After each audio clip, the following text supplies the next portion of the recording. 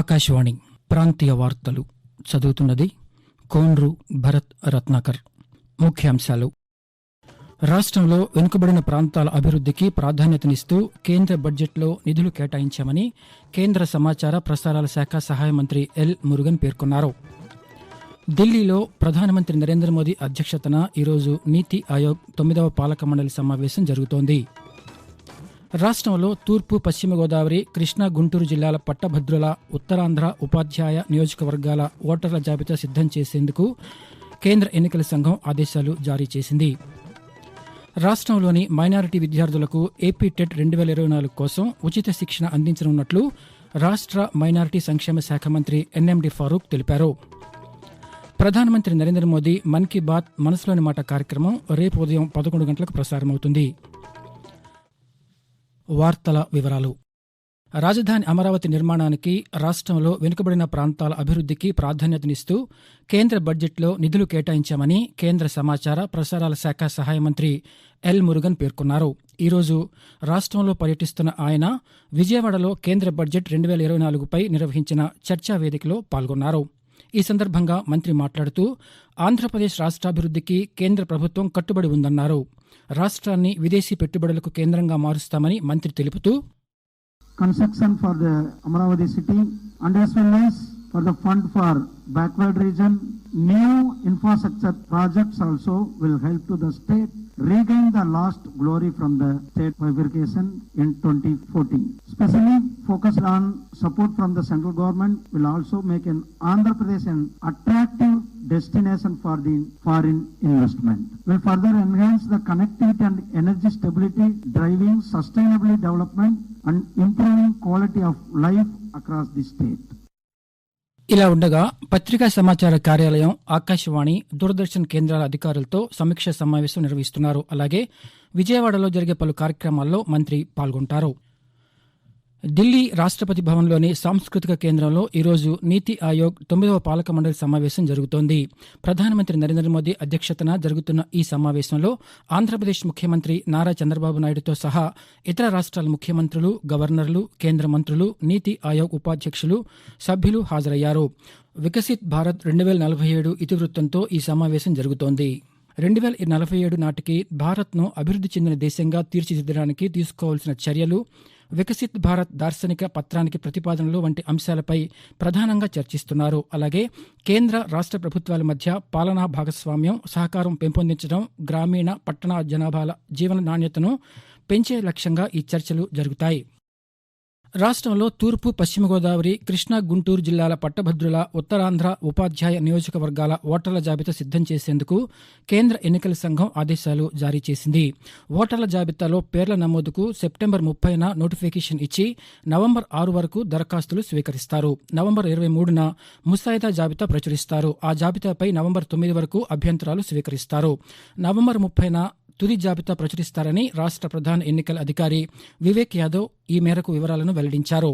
తూర్పు, పశ్చిమ గోదావరి, కృష్ణా, గుంటూరు జిల్లాల పట్టభద్రుల నియోజకవర్గాలు, ఉత్తరాంధ్ర ఉపాధ్యాయ నియోజకవర్గ శాసనమండలి సభ్యుల పదవీకాలం వచ్చే ఏడాది మార్చి 29తో ముగియనుంది. ఆంధ్రప్రదేశ్లోని మైనారిటీ విద్యార్థులకు ఏపీ టెట్ 2024 కోసం ఉర్దూ, తెలుగు మీడియంలలో ఉచిత శిక్షణ అందించనున్నట్లు రాష్ట్ర మైనారిటీ సంక్షేమ శాఖ మంత్రి ఎన్ఎండి ఫారూక్ తెలిపారు. ముస్లిం, క్రైస్తవులు, సిక్కులు, బుద్ధులు, జైనులు తదితర మైనారిటీ వర్గాలకు చెందిన విద్యార్థులకు ఉచిత శిక్షణ అందిస్తామని ఒక ప్రకటనలో పేర్కొన్నారు. ఇందుకోసం రాష్ట్ర వ్యాప్తంగా జిల్లాల వారీగా 19 శిక్షణా కేంద్రాలను ఏర్పాటు చేసినట్లు వివరించారు. మైనారిటీ సంక్షేమ శాఖ, రాష్ట్ర ప్రభుత్వ మైనారిటీల విద్యా అభివృద్ధి కేంద్రం సిఈడిఎం ఆధ్వర్యంలో ఆగస్టు 1 నుంచి సెప్టెంబర్ 25వ తేదీ వరకు శిక్షణ ఉంటుందని తెలిపారు.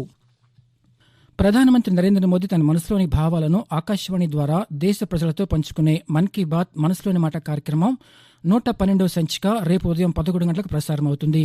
ఈ కార్యక్రమం Akashvani, Doordarshan network, AIR news website ద్వారా న్యూస్ ఆన్ ఎయిర్ మొబైల్ యాప్లో ప్రసారం కానుంది. మన్ కీ బాత్ హిందీ ప్రసంగం ప్రసారమైన వెంటనే అన్ని ఆకాశవాణి ప్రాంతీయ భాషల్లో దీని అనువాదం ప్రసారమవుతుంది. ఆకాశవాణి ప్రాంతీయ వార్తలు వింటున్నారు. భూమాతకు రక్షణగా ఉండేందుకు, పర్యావరణాన్ని పరిరక్షించుకునేందుకు ప్రతి ఒక్కరూ ముందుకు రావాలని కర్నూలు జిల్లా రాయలసీమ విశ్వవిద్యాలయం జాతీయ సేవా పథకం NSS incharge professor N Narasimhulu కోరారు. ఏక్ పేడ్ మాకే నామ్, అమ్మ పేరుతో ఒక మొక్క నాటండి అని ప్రధానమంత్రి నరేంద్ర మోదీ ప్రజలకు ఇచ్చిన పిలుపుతో రాయలసీమ విశ్వవిద్యాలయం జాతీయ సేవా పథకం ఆధ్వర్యంలో విద్యార్థులు మొక్కలు నాటారు. ఈ సందర్భంగా నరసింహులు మాట్లాడుతూ అమ్మకు గుర్తుగా ప్రతి ఒక్కరూ ఒక మొక్కను నాటి పరిరక్షించాలన్నారు. అన్ని విద్యా సంస్థల్లో విద్యార్థుల చేత మొక్కలు నాటించాలని తెలిపారు. ఎన్ఎస్ఎస్ ఆధ్వర్యంలో మొక్కలు నాటడంతో ఏక్ పేడ్ మాకే నామ్ కార్యక్రమాన్ని ప్రజల్లోకి తీసుకువెళ్లేందుకు చర్యలు తీసుకుంటామని తెలిపారు. శాస్త్ర సాంకేతిక రంగాల పరిశోధకునిగా రాష్ట్రపతిగా సేవలందించిన ఏపీజే అబ్దుల్ కలాం వర్ధంతిని ఈరోజు రాష్ట్ర వ్యాప్తంగా పలు జిల్లాల్లో ఘనంగా నిర్వహిస్తున్నారు. రాష్ట్రపతిగా అబ్దుల్ కలాం దేశానికి అందించిన సేవలు చిరస్మరణీయమని రాష్ట్ర బీసీ సంక్షేమ శాఖ మంత్రి ఎస్ సవిత అన్నారు. ఈరోజు శ్రీ సత్యసాయి జిల్లా పెనుగొండలో అబ్దుల్ కలాం విగ్రహానికి పూలమాలలు వేసి నివాళులర్పించారు. దేశ యువతకు అబ్దుల్ కలాం జీవితం ఆదర్శంగా నిలుస్తుందని తిరుపతి జిల్లా బీజేపీ అధ్యక్షులు పి చంద్రశేఖర్ తెలిపారు. తిరుపతి బీజేపీ కార్యాలయంలో అబ్దుల్ కలాం వర్ధంతిని ఘనంగా నిర్వహించారు. చిత్తూరు జిల్లా కలెక్టర్ కార్యాలయంలో నిర్వహించిన అబ్దుల్ కలాం వర్ధంతి కార్యక్రమంలో పురస్కరించుకుని జిల్లా కలెక్టర్ సుమిత్ కుమార్ పాల్గొని మాట్లాడుతూ శాస్త్ర సాంకేతిక విజ్ఞాన రంగాల్లో అబ్దుల్ కలాం తనదైన ముద్రను వేశారని కొనియాడారు. యువ శాస్త్రవేత్తలు కలాంను ఆదర్శంగా తీసుకోవాలని జిల్లా కలెక్టర్ పిలుపునిచ్చారు. ఆంధ్రప్రదేశ్ రాష్ట్రానికి ఐపీఎస్ అధికారుల సంఖ్యను పెంచుతూ కేంద్ర ప్రభుత్వం గెజిట్ నోటిఫికేషన్ జారీ చేసింది. ప్రస్తుతం 144గా ఉన్న ఐపీఎస్ అధికారులను కేంద్ర ప్రభుత్వం 174కు పెంచింది. సీనియర్ డ్యూటీ పోస్టుల్లో 95 మంది ఐపీఎస్లను కేటాయించాలని రాష్ట్ర ప్రభుత్వం ప్రతిపాదనలు పంపింది.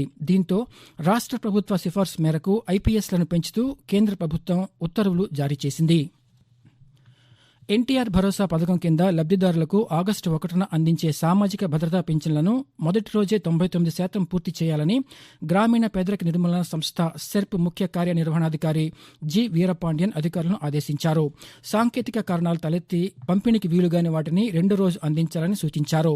గ్రామాల్లో లబ్దిదారులకు ఉదయం 6 గంటలకే పంపిణీ ప్రారంభించాలన్నారు.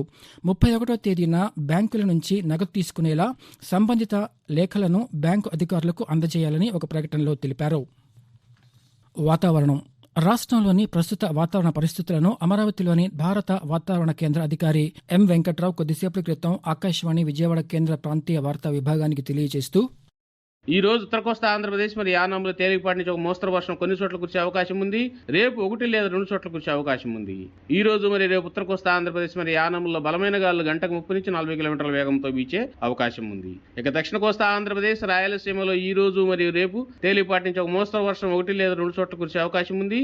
ఈ రోజు మరియు రేపు దక్షిణ కోస్తా ఆంధ్రప్రదేశ్ రాయలసీమలో బలమైన గాలులు గంటకు 30 నుంచి 40 కిలోమీటర్ల వేగంతో వీచే అవకాశం ఉంది.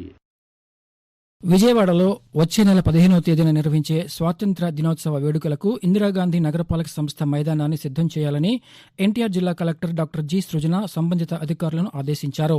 విజయవాడలోని మైదాన ప్రాంగణాన్ని నిన్న ఏపీఎస్పీ డీఐజీ బి రాజకుమారి, నగర పోలీస్ కమిషనర్ ఎస్వి రాజశేఖర్ బాబులతో కలిసి జిల్లా కలెక్టర్ పరిశీలించారు. ఈ సందర్భంగా ఆమె మాట్లాడుతూ ముఖ్యమంత్రి, గవర్నర్తో పాటు రాష్ట్ర మంత్రులు, ఉన్నతాధికారులు స్వాతంత్ర్య వేడుకల్లో పాల్గొంటారన్నారు. అన్ని శాఖల అధికారులు సమన్వయంతో ఏర్పాట్లు చేయాలని సూచించారు.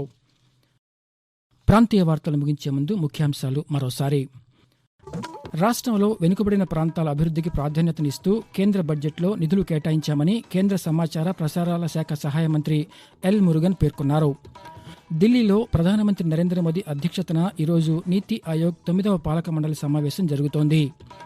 రాష్ట్రంలో తూర్పు, పశ్చిమ గోదావరి, కృష్ణా, గుంటూరు జిల్లాల పట్టభద్రుల, ఉత్తరాంధ్ర ఉపాధ్యాయ నియోజకవర్గాల ఓటర్ల జాబితా సిద్దం చేసేందుకు కేంద్ర ఎన్నికల సంఘం ఆదేశాలు జారీ చేసింది. రాష్ట్రంలోని మైనారిటీ విద్యార్థులకు ఏపీ టెట్ 2024 కోసం ఉచిత శిక్షణ అందించనున్నట్లు రాష్ట్ర మైనారిటీ సంక్షేమ శాఖ మంత్రి ఎన్ఎండి ఫారూక్ తెలిపారు. ప్రధానమంత్రి నరేంద్ర మోదీ మన్ కీ బాత్ మనసులోని మాట కార్యక్రమం రేపు ఉదయం 11 గంటలకు ప్రసారమవుతుంది. ఆకాశవాణి ప్రాంతీయ వార్తలు ఇంతటితో సమాప్తం.